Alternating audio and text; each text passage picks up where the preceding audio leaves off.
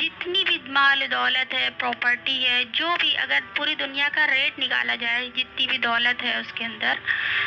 جتنی بھی اس کے اندر ہیرے جواہرات اور سونا چاندی، بینک بیلنس، سارے جتنے بھی انسانوں کی دولت اور ساری دنیا کی پراپرٹی کی پوری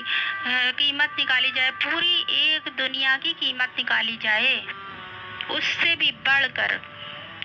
ثواب ہمیں ملتا ہے 2 رکعت نماز سنت فجر کی جو ہم پڑھتے ہیں۔